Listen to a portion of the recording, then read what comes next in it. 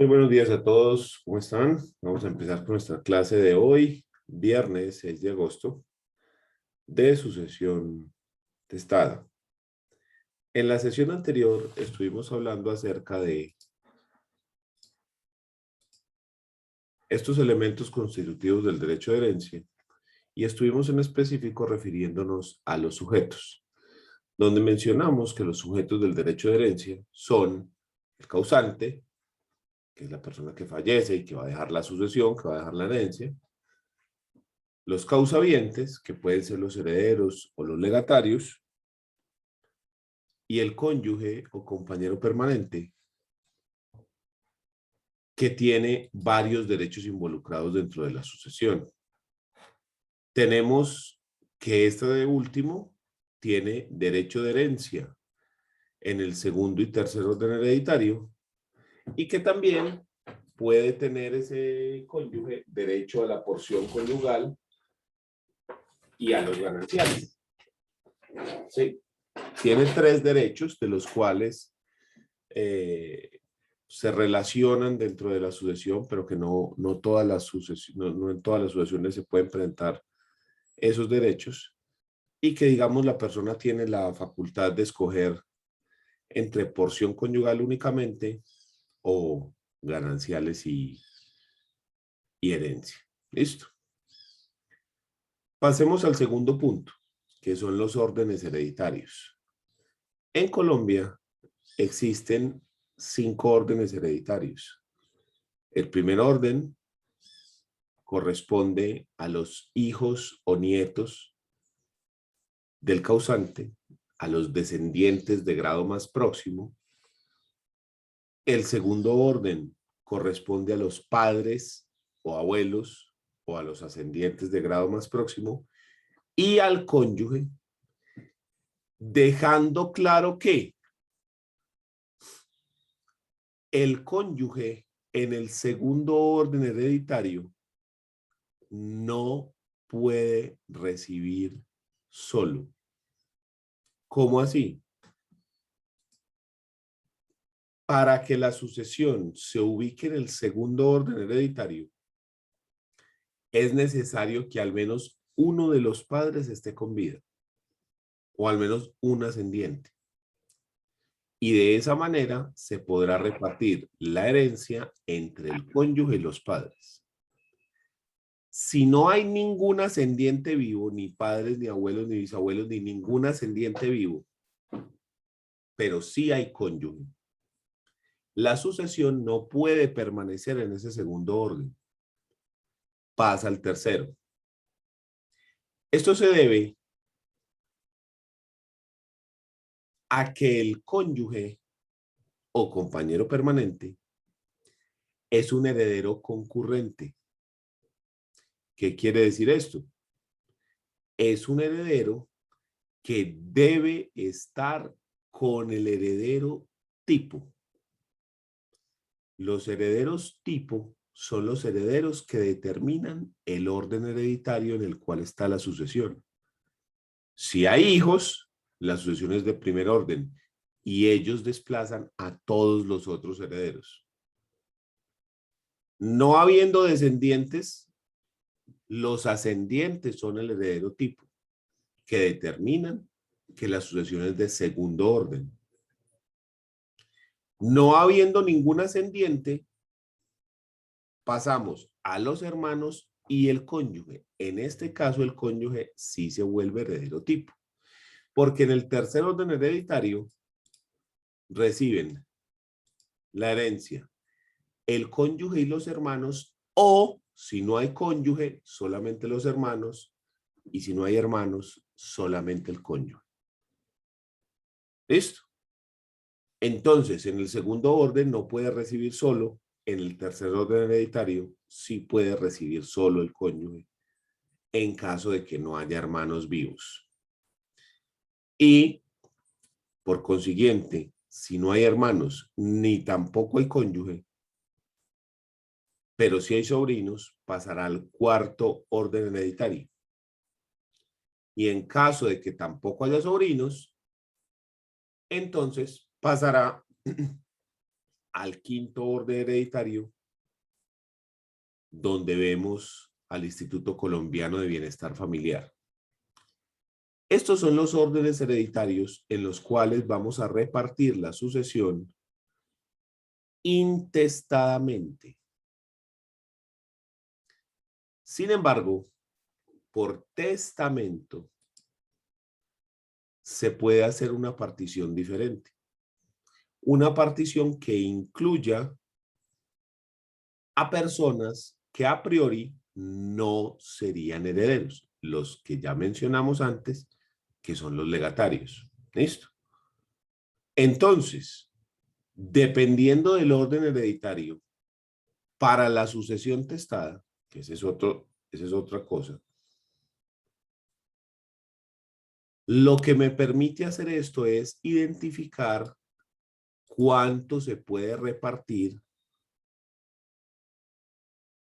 libremente. En la sucesión intestada, cada orden hereditario me da unas reglas y me dice, en este orden se reparte así, en este así, en este así, en este así, en este así. En la sucesión testada, las reglas es referente a cuánto puedo repartir libremente, pero alguien levantó una manito. Dígame. Profe, en buenos días. Es que me enredo en una cosa. ¿Tú me recuerdas, porfa, en la intestada, así sea herencia, mm, el cónyuge pues reclama ¿cierto? La herencia. No entiendo, ¿cómo así? O sea, si se muere por ejemplo, yo heredé de mis padres, ¿cierto? Sí. Y yo me muero, pero como era herencia, ahí puede reclamar mi cónyuge normal, ¿cierto? Sí, mi cónyuge. Si estamos en el orden hereditario en cual el cónyuge es heredero, si no, no. Eso sí, pero no hay problema que sea por herencia, es que ahí me enredaba un poquito. Lo que pasa es que, vea, lo primero que se hace en una sucesión es liquidar la sociedad conyugal, antes que cualquier cosa. Dentro de la liquidación de sociedad conyugal, uno aplica las reglas de los bienes propios y las deudas propias. Entonces usted dice, los bienes propios son estos, las deudas propias son estas. Las deudas sociales son estas, los bienes sociales son estos. Listo. Entonces ahí usted excluye una parte del patrimonio y solamente reparte lo que es social. Y ahí se reparte el derecho a gananciales. Eso es un derecho totalmente diferente. Tan diferente es que por gananciales yo no pago impuestos y por herencia pago ganancias ocasionales a la DIAN, ¿sí? Como si fuera un baloto. Pero en la sociedad conyugal no, porque es un derecho de naturaleza diferente. Entonces, yo repartí gananciales, cogiendo los bienes sociales y las deudas sociales y repartiéndolas. ¿Listo? Ahora, después de eso, sí voy a liquidar la sucesión. Entonces, yo tengo que llamar a los que son herederos. En el primer orden hereditario, ese cónyuge no recibe nada, porque aquí no es heredero, aquí son solo los hijos. Pero en el segundo y tercer orden hereditario sí recibe herencia.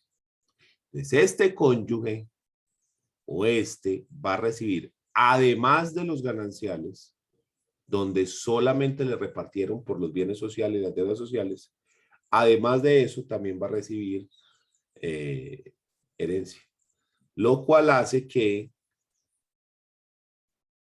el cónyuge, dependiendo del orden, pueda tener dos derechos, gananciales y herencia, ¿sí? Y que pueda quedarse con más plata que todo mundo, pero depende del orden hereditario.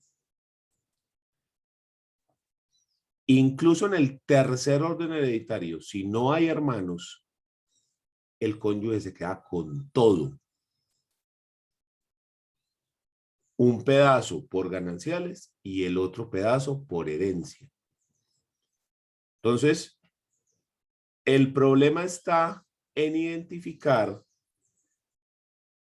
¿Cuándo recibe y qué es lo que se recibe por gananciales como fruto de liquidar la sociedad conyugal? ¿Y qué es lo que recibe, cuándo lo recibe y cómo recibe por herencia?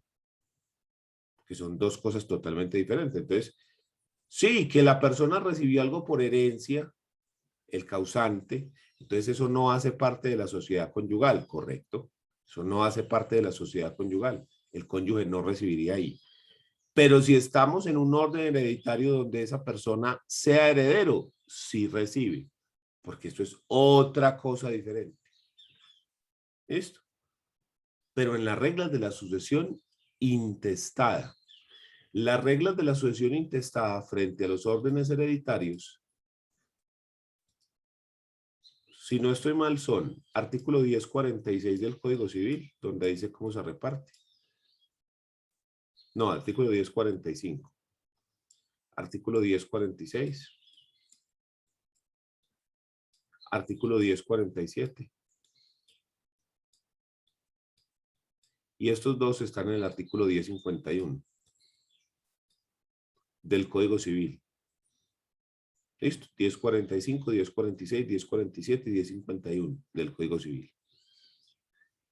En la sucesión testada, esto cambia ostensiblemente. En la sucesión testada, básicamente nos dicen, vea, para estos dos órdenes tenemos una regulación y para estos tenemos otra. La regulación del primer orden hereditario nos va a decir que la masa herencial, después de haber liquidado, la vamos a dividir así. 50 para herederos forzosos. Es decir, hijos o padres. Y el otro 50 que queda libre disposición. Es decir, Daniel, la persona se lo puede dejar al que sea. Dígame.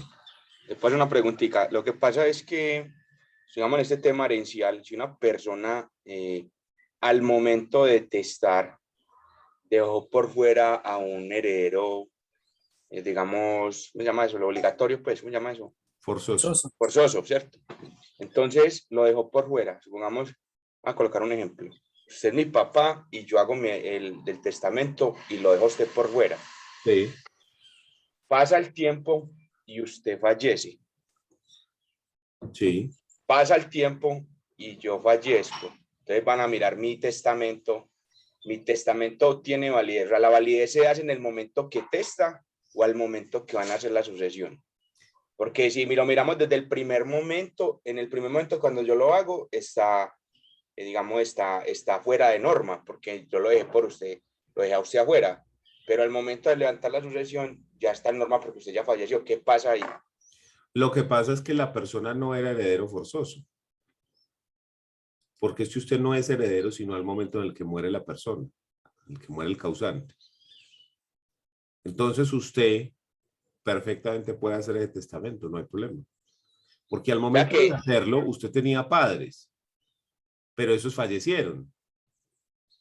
Entonces, cuando el causante muere, ya hacía muchos años han muerto sus padres, ya no se encuentra la sucesión en ese orden hereditario, a menos que tenga abuelos, pues, ¿cierto?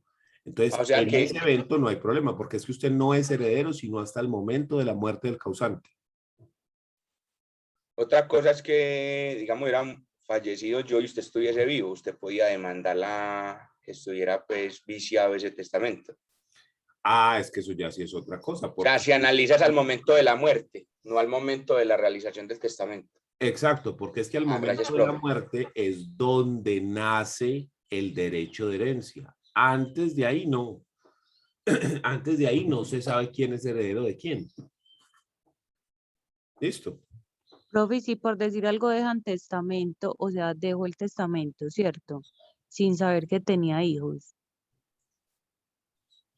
¿Y qué? Y después que fallece aparecen los hijos Es que va a y ya, pasar. pues sí, yo sé que tiene el derecho, ¿cierto? Ujú. Es más, tú hablaste de eso la clase pasada. Es que es tanta cosa que uno se enreda. Pero Si ya se ha repartido todo y ya no hay nada, ¿qué Toca pasa? devolver todo el estado en el que se encuentre. Todo completo. Y los Todo otros, completo con frutos, intereses y hasta el putas. Por eso no se puede hacer a menos de que haya total certeza de quién es la persona que va a repartir, de que va a recibir, porque si no se y vuelve si las un otras personas ya no problema. tienen nada, profe, no se puede como Los decir, bienes se eh, persiguen en manos de quien estén, porque es que esa no, venta pero no no es se puede legal. decir lo siguiente, pues el 50% a los herederos forzosos, ahí sería el hijo que aparece, y el otro 50 dejarle a las personas que le había quedado. No, si eso no está por No, testamento, no se puede hacer. El entonces se testamento es vuelve claro, completo. las reglas del testamento son claras. Si en el testamento se excluyó a los hijos, ahí tenemos un problema de la validez del testamento. Ok. ¿Sí? Porque se están excluyendo herederos forzosos. De eso depende mucho la forma como estén redactados los testamentos, que eso sí ocurre con mucha frecuencia, que los testamentos no son redactados de manera correcta y no se les termina por dar validez. Por eso es que la gente le tiene desconfianza al testamento, porque muchas veces no se aplican precisamente por no estar bien redactados. ¿Qué se puede hacer al respecto?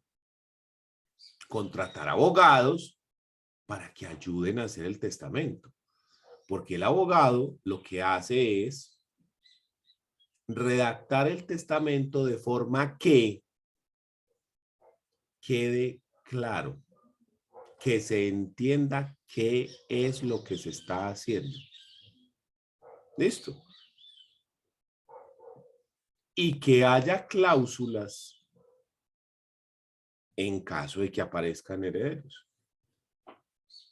Si usted le pone a ese testamento una cláusula que diga, en caso de que al momento de mi muerte tuviera hijos, las disposiciones testamentarias aquí relatadas se aplicaran a la libre disposición ya. Tan simple como eso. Y ya se respeta ese testamento y se obtiene también la porción para darle a los hijos. Pero entonces ahí es donde está la clave, en la redacción. Entonces eso es fundamental. Entonces volvemos a este punto. En los órdenes hereditarios, lo que se nos da es la posibilidad o la regulación de repartir en primero y segundo la mitad por libre disposición al que yo quiera y la otra mitad obligatoriamente herederos forzosos, que son estos y estos. ¿Sí? El cónyuge no es heredero forzoso. Y en el tercer, cuarto y quinto orden, el 100% de la masa es de libre disposición. Es decir, que yo puedo repartir el 100% de la masa y dejar sin herencia a hermanos, cónyuges, sobrinos o el ICBF. A todos ellos me los paso por la galleta y no hay problema. Se lo puedo dejar todo a lo que yo quiera. ¿Listo? Entonces, miren que cuando yo hablo de órdenes hereditarios, estos son importantes, primero para establecer quiénes son los que ocupan esos órdenes hereditarios y segundo para saber cómo se reparte. En la sucesión intestada, las reglas sobre cómo se reparte están en estos artículos que están acá arriba. Y en la sucesión testada, las reglas sobre cómo se reparte son estas. Primero y segundo, libre disposición 50%, 50% herederos forzosos. Y tercer, cuarto y quinto orden hereditario, libre disposición 100% de la masa. Entonces, por eso es que son importantes los herederos forzosos.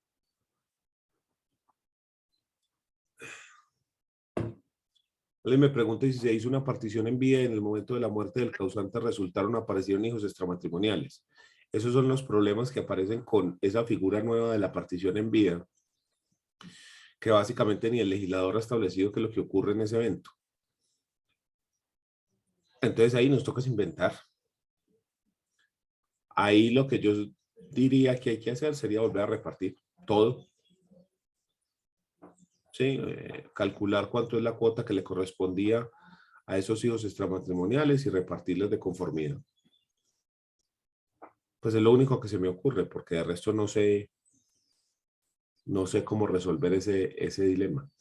Por eso es que el legislador se puso a crear una figura sustancial dentro del Código Procesal Y eso generó muchísimos más problemas de los que resolvió. Duan. Profe, te hago una pregunta. Es que le dije a otro profesor y no me quedó claro. ¿El desheredamiento funciona a la inversa? ¿Cómo así? Usted me deshereda a mí, ¿sí o no? Sí. Listo, entonces yo no tengo derecho a su herencia porque ya hay una sentencia judicial. Pero supóngase que yo me gano la lotería y yo fallezco primero que usted. Usted por ese mero hecho de haberme desheredado a mí, también usted pierde el derecho. O usted como padre no pierde el derecho porque lo que lo perdí fui yo. ¿Sí me dice entender? Ah, sí, no hay problema. No hay problema porque, es decir, la persona que está desheredado es uno y no el otro. El desheredamiento tiene que ser taxativo. O sea que Tiene que ser expreso. para que sea, digamos, pleno, yo también lo tendría que haber desheredado a usted por decir, pues, pero es que desheredado un hijo sí puede desheredar a un padre. Sí, claro, Sí, a ver. claro, eso no tiene problema. Pero ahora miramos lo referente al desheredamiento y demás, que eso lo vemos ahorita más adelante. Eso se va de acuerdo a las causales, independientemente de la persona que sea. Sí, sí, sí. Ahorita, ya enseguida lo miramos. Muy bien. Entonces, continuemos. A ver, pongamos acá la diapositiva.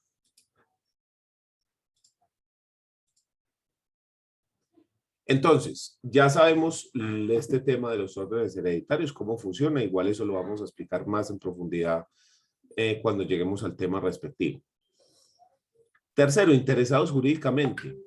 Tenemos dentro de los interesados jurídicamente al albacea testamentario, al curador de la herencia adyacente, a los socios de comercio del causante, al usufructuario y los fideicomisarios y al acreedor del causante. Todas estas son personas que, si bien no son herederos directos ni legatarios dentro de la sucesión, sí pueden actuar dentro de la misma porque tienen un interés generado ahí. El primero, que es el albacea testamentario, es un administrador de bienes nombrado por el testador dentro del testamento. Esa persona se va a encargar de administrar todos los bienes de la herencia hasta que estos se repartan dentro de la sucesión.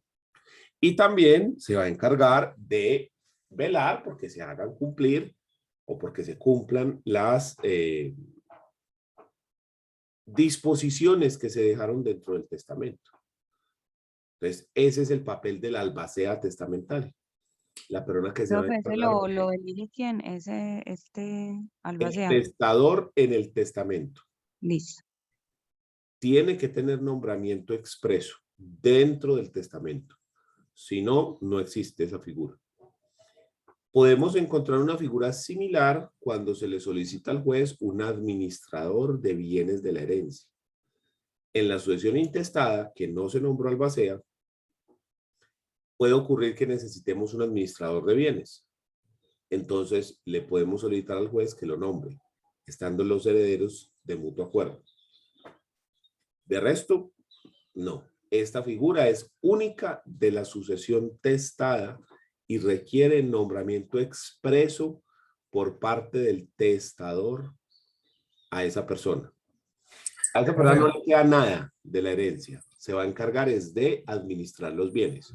Obviamente, por realizar esa labor, le toca un pago, pero no le toca nada de la herencia. ¿Sí? Esa persona no va a recibir una porción hereditaria.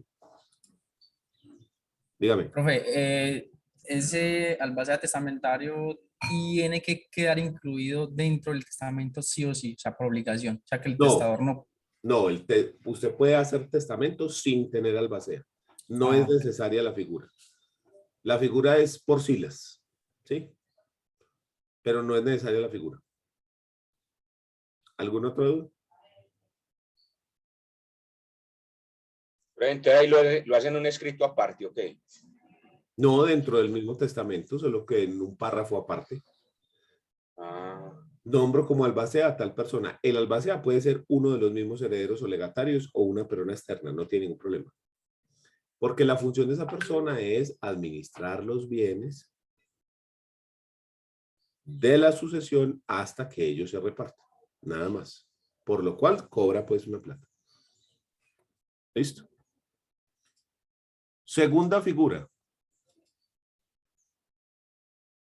El curador de la herencia yacente. ¿Qué es esto? La persona muere, pero no ha aparecido nadie para reclamar esa herencia. Están esos bienes ahí esperando que aparezcan las personas. A solicitud de cualquiera, se puede solicitar, para la redundancia, que se declare la herencia yacente. ¿Qué significa esto? Que la herencia está ahí esperando, pero que no tiene herederos todavía. Y cuando se hace esa declaración, se puede solicitar un curador de la herencia yacente. ¿Con qué finalidad se puede hacer esto? Vamos a decir que Pedro muere y en la finca tenía 6 trabajadores. Y nadie ha reclamado la sucesión. Pero a esa gente se le deben salarios y prestaciones. Ellos dicen, no, lo siento. Que declaren esta herencia adyacente que está ahí esperando que alguien llegue y que se nombre un curador y que ese curador venga y responda por las obligaciones laborales no pagadas. Que nosotros necesitamos que nos paguen eso. Nosotros no podemos esperar aquí a que a los herederos les dé las ganas de aparecer o que el Instituto Colombiano se haga presente para reclamar esto dentro de 1, 2, 3, 4 años. Nosotros necesitamos resolver esto ya. Entonces, que se declare esta herencia adyacente, que se le nombre un curador y nosotros demandamos a esa herencia adyacente a nombre del curador y que esa persona responda con los bienes porque también tiene facultades de administración por las deudas que tenía el causante. ¿Sí? Entonces, mire que la idea de esto, de esta herencia adyacente es que se declare que hay una herencia sin herederos. Que pueden llegar, sí. Pero que mientras llegan necesitamos a alguien que empiece a actuar a nombre de la herencia. Entonces, para eso se nombra el curador. Y esa persona puede demandar a favor de la sucesión, como por ejemplo, solicitar la reivindicación de bienes herenciales. Si, por ejemplo, los trabajadores se tomaron la finca, se puede entonces solicitar la reivindicación de bienes herenciales a favor de la herencia. O puede actuar cuando hay demandas en contra de la sucesión, como lo que les decía de esas deudas laborales. Y además, se puede encargar de administrar esos bienes y de mantenerlos en buen estado hasta tanto se reparta la sucesión según los órdenes hereditarios o si hay testamento, pues si aparece el mismo. Entonces esa es la figura del curador de la herencia adyacente, lo cual primero requiere la declaración de herencia adyacente. ¿Listo? Profe, en los casos cuando hay vacancia hereditaria, antes de pasar al ICBF, ¿se tendría que hacer esta figura o no? No necesariamente, no necesariamente. Solo si la piden, pues si hay alguien que aparezca y la solicite. Sí, es más, puede ser el mismo Instituto Colombiano de Bienestar Familiar, pero no es un requisito pues sine qua non para que el ICBF reciba, ¿sí? Oh, ok. Ve qué pena, le hago una pregunta. ¿Cuánto tiempo debe pasar para que se declare la herencia adyacente? Pues, ¿cuánto tiempo hay que esperar que nadie haya venido a reclamar para proceder con ese curador?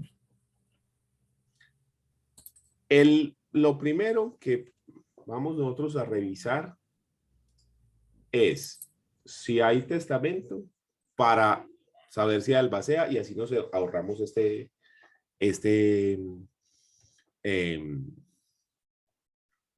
paso. Solicito. ¿Listo? Sí. Pero no hay. Entonces, después de la muerte, habiendo transcurrido 15 días de abierta la sucesión y que no se haya aceptado o repudiado por los herederos, Que no exista albacea, por eso le dije que lo primero vamos a revisar eso.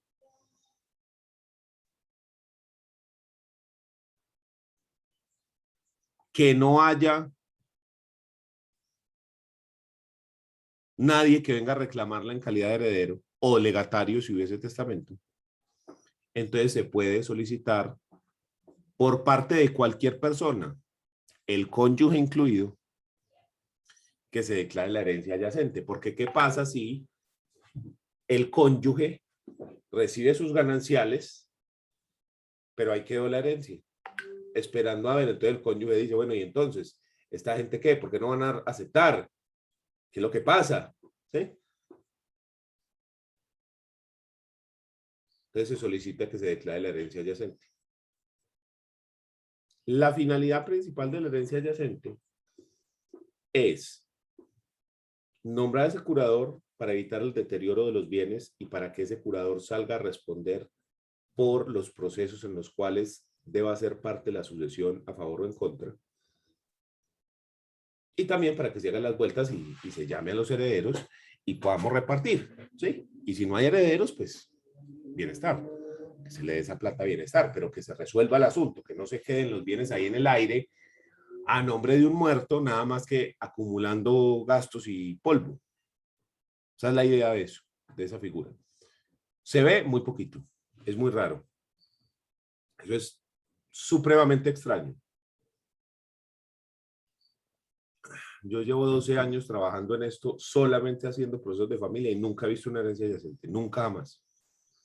Sí hay casos, sí, pero no es algo común, no es algo común, es algo bastante insólito. Lo que le digo, yo nunca he visto un caso al respecto de esto. Pero bueno, ahí está. Siguiente, los socios de comercio del causante. También son interesados porque estas personas que son socios de comercio tienen que saber qué es lo que va a pasar con la sociedad. ¿Sí? Si ellos tienen acciones, ¿quiénes van a quedar entonces con las acciones que tenía ese causante? ¿Qué va a pasar con los dividendos cuando haya que repartirlos? Si toca tomar decisiones acerca del futuro de la empresa, ¿qué hacemos? Entonces, esos socios de comercio del causante les va a interesar mucho saber qué es lo que ocurre con esos bienes. No es que ellos vayan a recibir nada, pero a usted sí le interesa saber quién va a ser su nuevo socio. Esa participación que tenía Pedro, ¿en manos de quién va a quedar? Para ver si se continúa la sociedad o si se va a liquidar la misma o qué es lo que vamos a hacer. Entonces, esos socios de comercio siempre van a estar interesados y van a querer al menos saber qué es lo que ocurre. También pueden estar interesados estos socios de comercio porque sea necesario sacar dinero para asumir alguna deuda social de la sociedad. ¿Listo? O para repartir, digamos, unos dividendos. También es posible que se dé esto. Profe, esa condición de, pues en el cuadro dice, ¿cómo es el título? Interesado jurídicamente, ¿esos socios también pueden levantar sucesión o no? Sí, claro. Los socios También pueden levantar la sucesión porque no aparece nadie. Y eso está ahí quieto, pero nosotros necesitamos resolver que esas acciones le queden a alguien para poderle ofrecer comprar o para liquidar la sociedad o para hacer alguna cosa. Entonces ellos pueden abrir la sucesión, no para ellos, pero sí para que eso se reparta, así sea a bienestar familiar, pero al que sea, pero hay que resolver el asunto. ¿Sí? Profe, otra pregunta, el numeral, ese es número 5, es acreedores del causante, o sea, es gente que el muerto le debía. Sí, ese puede ser al contrario, que al muerto le debía a alguien y necesita que le levante una hipoteca, pues el muerto ya no le va a levantar. Entonces, digamos, vamos a colocar un ejemplo. Usted me debía a mí una plata y la hicimos en hipoteca. Y yo fallezco y usted necesita vender ese bien, necesita que le levanten esa hipoteca. Usted como deudor del causante también podría levantar, o la ley si no trae esa figura. Porque aquí no, ahí sí no, porque es que vos no tenés ningún interés en la sucesión como tal. Vos lo que tenés interés es que se te levante la hipoteca, para lo cual hay proceso declarativo específicamente para eso. Usted puede pedirle al juez levantamiento de hipoteca, que la persona falleció y usted comprueba el pago y toda la cosa. Habría que notificar ahí a los herederos o al albacea para que se hagan parte y que efectivamente corroboren el pago, o si hace falta algo, pues que abonen lo que haga falta. Pero si la persona no, si ya está es al día, no, porque es que usted no está, usted no necesita que la herencia se reparta para que le levanten la hipoteca, nada tiene que ver. Si no se debe nada, solamente falta eso, es la obligación de hacer, ¿sí? Uno también podría decir, lo cual me parece más como tirar el lance más largo, que usted abre la sucesión para que se incluya dentro del pasivo una obligación de hacer, que sería levantar hipoteca. Y que sea quien sea al que le corresponda la herencia, además de los bienes, le corresponda la obligación de hacer, de levantar la hipoteca. Se puede tirar ese lance con eso de la obligación de hacer como un pasivo de la sucesión y así sí abrir la sucesión solicitando que se haga de esta manera. Pero digamos, eso es bastante rebuscado. Pero bastante rebuscado. Se puede, pero tiene que ser que la gente piense lo mismo que uno.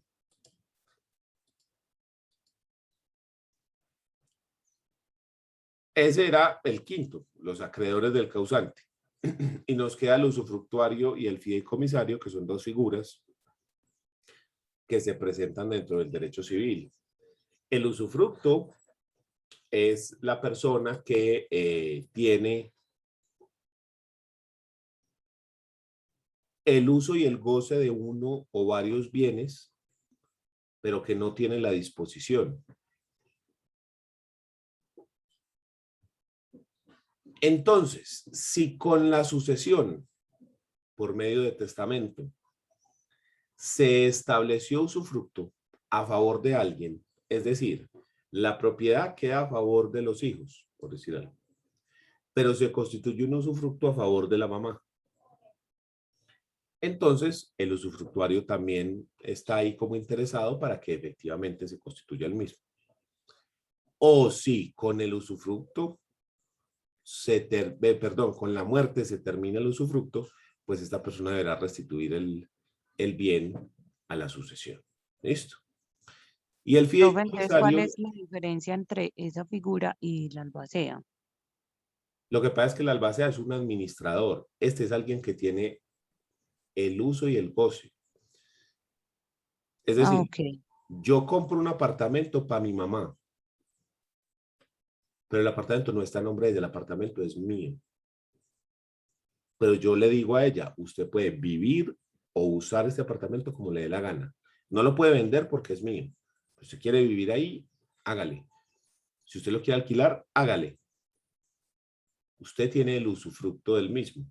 El usufructo es un contrato, está regulado en el Código Civil, que limita el derecho real de dominio, porque el derecho real de dominio consiste en tres derechos: el uso, el goce y la disposición. Cuando yo constituyo un usufructo, lo que hago es dividir esos derechos y el uso y el goce quedan en una persona y la disposición quedan en otra. Eso es lo que llaman nuda propiedad, porque usted es propietario, tiene el derecho de disposición, pero no tenés ni el uso ni el goce. ¿Sí? Entonces, es una figura diferente. Usted la va a encontrar regulada en el Código Civil a partir del artículo 824, si no estoy mal. Yo lo uso.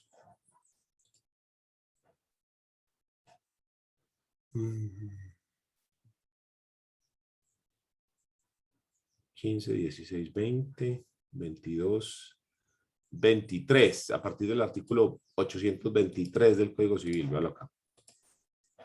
Bueno. Concepto de usufructo. El derecho de usufructo es un derecho real que consiste en la facultad de gozar de una cosa con cargo de conservar su forma y sustancia y de restituir a su dueño si la cosa no es fungible, o con cargo de devolver igual cantidad y calidad del mismo género o de pagar su valor si la cosa es fungible. Derechos en el usufructo. El usufructo supone necesariamente dos derechos coexistentes. El del nudo propietario, que tiene solamente la disposición del bien nada más, y el del usufructuario. Tiene por consiguiente una duración limitada, al cabo de la cual pasa al nudo propietario y se consolida la propiedad. Entonces es totalmente diferente, es una figura totalmente aparte, porque el albacea lo único que hace es administrar los bienes, pero no para él, para la sucesión. Entonces, por ejemplo, ¿qué pasa si tenemos 25 apartamentos y los 25 están rentando? No es que el albacea se queda con esa plata. Eso se tiene que consignar a órdenes del juzgado para repartir. En cambio, si el usufructuario tiene el usufructo de esos 25 apartamentos, los apartamentos se pueden repartir en la sucesión, pero todos esos arriendos son para el usufructuario. Él se queda con ellos. Entonces, figura... Listo. Sí, profe, gracias. Ok, ¿alguna otra duda?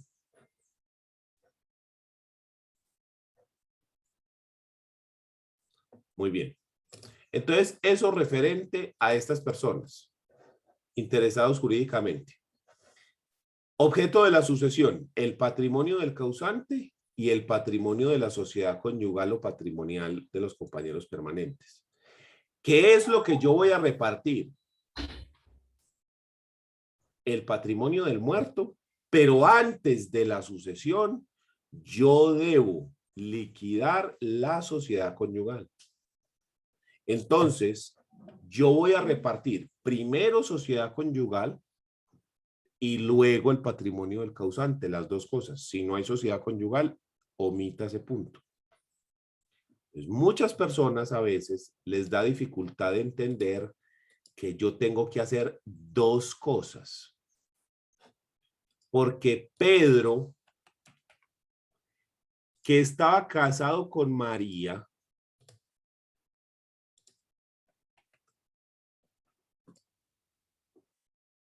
es exactamente igual a decir que existe una sociedad que se llama Almacenes Éxito, donde existen tres socios.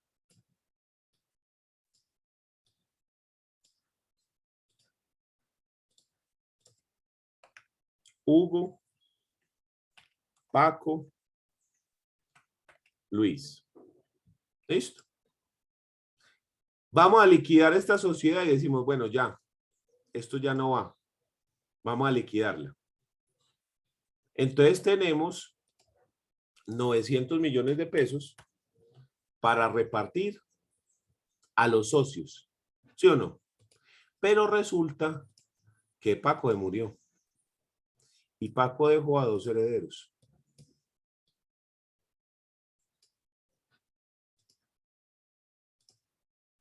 Daisy y Rosita. ¿Qué ocurre aquí? ¿Qué ocurre acá?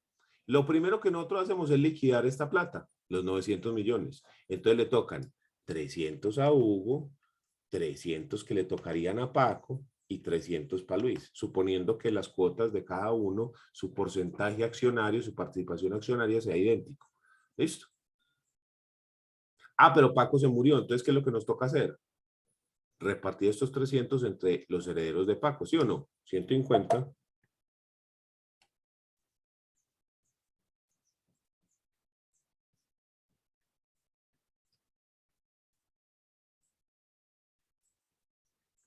Y 150. Nada extraño, ¿cierto? Ahí a nadie le parece raro, pero acá en este caso a la gente sí le parece más raro el asunto.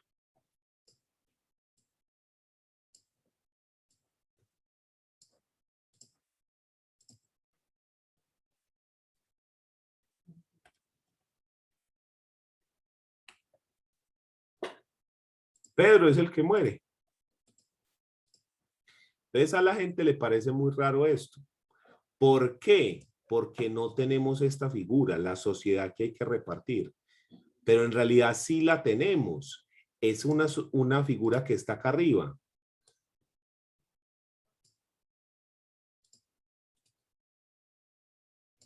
¿Cómo se llama esa figura?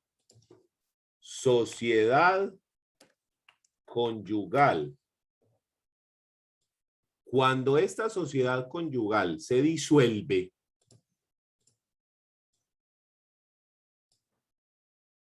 entonces nosotros tenemos que liquidar esta sociedad conyugal. Y entonces decimos, vea, ¿cuánta plata había en esta sociedad conyugal? Habían 900 millones. Profe, ¿cómo se llama esa figura, por ejemplo, donde María murió Pedro y María dice, no, yo no, de una vez pásele todo a mis hijos? ¿Cómo se llama esa figura? Una venta de derecho de herencia o de derechos gananciales. Ya que ya le pasan todo a Hugo, Paco y Luis por esa cesión de esos derechos. Sí, pero Ah, igual ya. tengo que hacerlo así.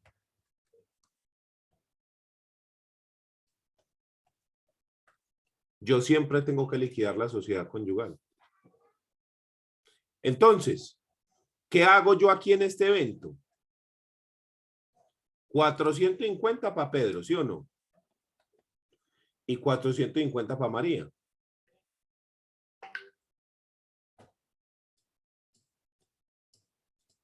Y luego reparto estos 450 entre los hijos, porque este es el pedazo que le correspondía a Pedro, pero como él ya falleció hay que repartirlo. Entonces debo dividir 450 dividido 3. ¿Cuánto da? 150. Sí, 150.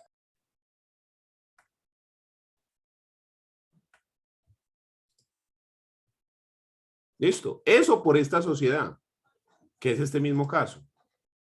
Había una sociedad que tenía una plata y reparto entre los socios. Lo que pasa es que este socio murió, entonces me toca repartir lo que le tocó a este socio para sus herederos. Listo. Pero es que además de esto, Pedro tenía un patrimonio propio de 900 millones adicionales de él propios que no eran de la sociedad. ¿Sí? Es como aquí llegaría a decir que Paco tenía un patrimonio de 900 millones. Entonces, a Paco le tocan 300 ¿de dónde? De acá. De la sociedad que se liquidó. Pero además él tenía plata de él. 900 millones. Entonces le toca a Daisy otros 450 y a Rosita otros 450. ¿Sí? ¿De dónde surgen estos primeros? Estos son producto de la sociedad. En cambio, estos ¿de dónde viene? ¿De dónde viene esta plata? Estos 450. Estos vienen de la herencia, ¿sí? Los 900 que él dejó. Entonces nosotros tenemos que, en igual sentido, Rosita tiene 150 de la sucesión y 450 de la herencia. Lo mismo exactamente ocurre acá. Estas personas, todos, ¿de dónde recibieron estos 150? De la sociedad conyugal. Fue lo que quedó, la cuota que quedó de la sociedad conyugal, ¿sí o no? Pero además de eso, estos van a recibir 300 millones por acá, 300 millones por acá y 300 millones por acá. ¿De dónde? ¿De dónde sale esta plata? De la herencia.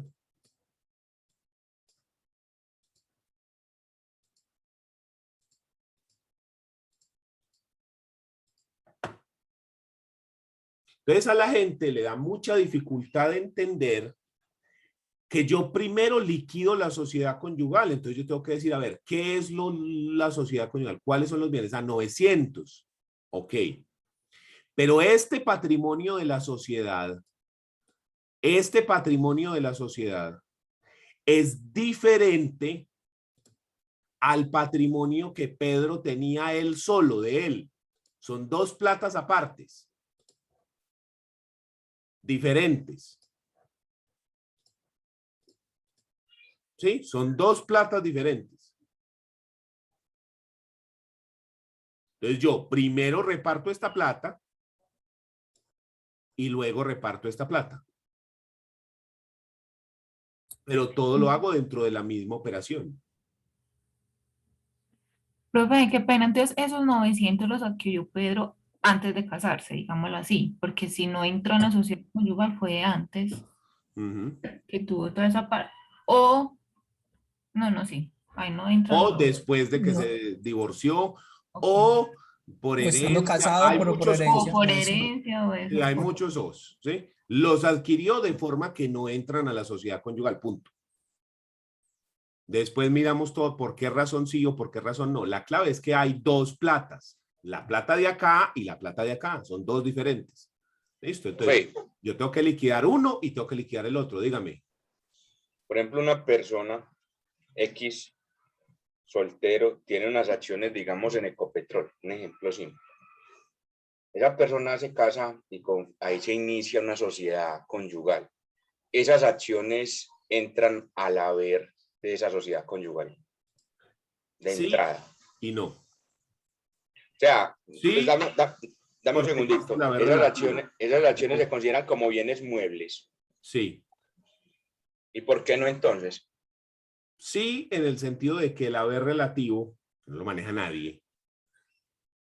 Dice que entran las acciones a la sociedad conyugal, sí, sí entran, sí son sociales, pero no porque, primero, no lo maneja nadie, y segundo, el mismo artículo que habla del haber relativo dice que se debe recompensar a la persona por el valor que tenían los bienes al momento en el que ingresaron a la sociedad conyugal.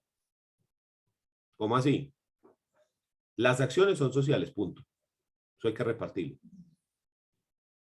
Pero usted me tiene que recompensar el valor de las acciones. No hay ¿Eso me nada. entiende? Yo meto un chorizo y saco un chorizo. Entonces, ¿cuántos chorizos Pero- hay? Entonces, ¿cuántos chorizos hay para repartir? No hay chorizos. Eso va más allá, porque si por ejemplo la sociedad donde yo tengo acciones tenía utilidades sin distribuir, ¿qué? Las utilidades se reparten. Entonces, esa repartición o ese pendiente por partir, digamos que esa valorización de esas acciones también entrarían a la sociedad. Lo que pasa es que se debe compensar indexado, el valor indexado. Sí, al momento que ingresaron y se indexa. Entonces, por eso le digo que sí y no, porque es que puede ocurrir que las cosas valgan más o menos.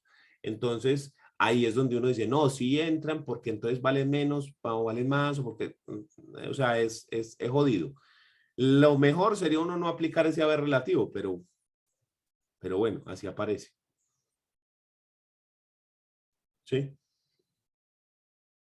Para mí no es necesario, eso debería estar derogado desde hace, bajita la mano, 80 años, desde el 32 que modificó el código la segunda vez.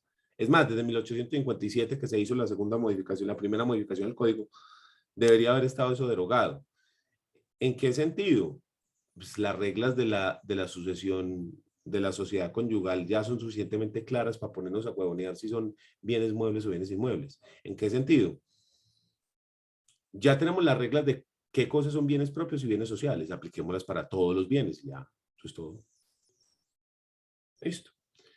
Entonces, el objeto de la sucesión es el patrimonio del causante, pero también el patrimonio de la sociedad conyugal. Porque ya vimos en el ejemplo de que son dos platas apartes que hay que repartir. Por un lado vimos la sociedad conyugal, que tiene una plata, y por otro lado vimos el patrimonio de Pedro, que tiene otra plata diferente. Y cómo los herederos van a recibir al final 450 cada uno, pero vienen de lados diferentes, ¿sí? Lo mismo que ocurre cuando hay una sociedad. Entonces nunca se olviden que uno tiene que hacer las dos cosas y que son dos cosas diferentes. Una cosa es la sociedad conyugal y otra cosa es lo que se deja como herencia allá. Lo que pasa es que uno dice, estos 450 que le tocan a Pedro llegan acá. Entonces uno le suma a estos 900, 450 que llegaron de allá arriba, ¿sí? Y luego reparte todo y entonces estas personas usted no le reparte así, sino que a cada uno usted le reparte 450. 450, 450. Y luego se dice que estas personas recibieron esto por herencia. Sí, eso es correcto. Lo que pasa es que cómo se constituyó el patrimonio, los 900 que tenía Pedro más lo que le tocó en la sociedad conyugal. ¿Listo? Entonces, uno no reparte de esta forma que está así. Uno no reparte así, uno reparte de una vez. ¿Listo? Entonces, por eso es que se genera la confusión, porque como yo no lo reparto por aparte, sino que sumo lo que la participación de Pedro, las acciones de Pedro en la sociedad conyugal, la sumo a su patrimonio propio y reparto todo de una vez, eso es lo que lleva a confundir a las personas. Si yo repartiera primero la sociedad conyugal y cojo y reparto a los herederos aplicando las normas de la sucesión intestada, y luego después cojo la herencia y la reparto aplicando las mismas normas, sería más fácil de entender, pero como no, entonces genera problemas. Listo. Bueno, dejamos ahí, nos vemos la otra semana. Hasta luego, que estén bien. Chao. Gracias, profe. Profe,